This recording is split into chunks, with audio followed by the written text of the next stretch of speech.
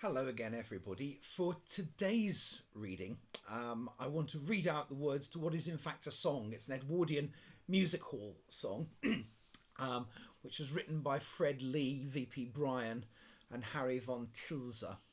And being me, it's a poem, well, song about tram cars, or cars for short.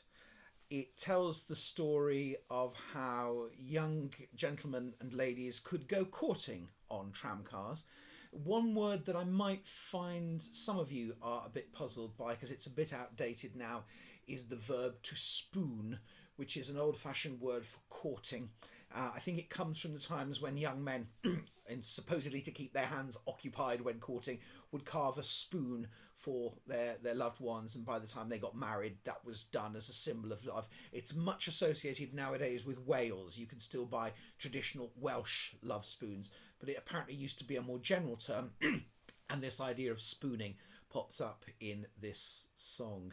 The song has been featured in a number of different platforms, but it's probably most famous where two of the verses are sung in a seminal London transport film of 1952 called The Elephant Shall Never Forget, which tells the story about the end of London's trams.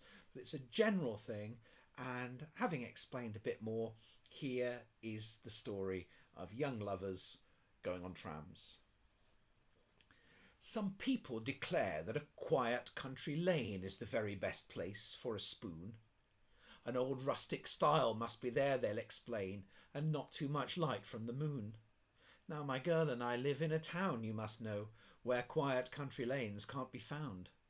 And we've no rustic style in our neighbourhood, so every time Sunday evening comes round, then we go for a ride on the car, for we know how cosy the tops of the tram cars are.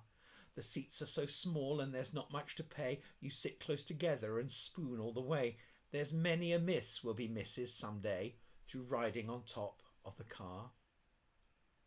We climb on the car when the journey begins and make for the first vacant seat. For all other people we don't care two pins as long as our comfort's complete. And when the conductor comes up for the fares, he punches our tickets, then goes, but gives us a wink as he pops down the stairs, like some overgrown Cupid in clothes. When we go for a ride on the car, for we know how cosy the tops of the tram cars are. Their seats are so small and there's not much to pay. You sit close together and spoon all the way. There's many a miss will be misses some day through riding on top of the car.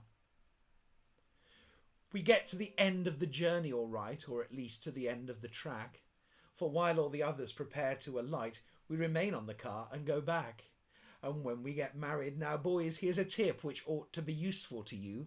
We shan't spend too much on the honeymoon trip, for we've made up our minds what to do. We shall go for a ride on the car, for we know how cosy the tops of the tram cars are. The seats are so small and there's not much to pay. You sit close together and spoon all the way. There's many a miss will be misses some day through riding on top of the car.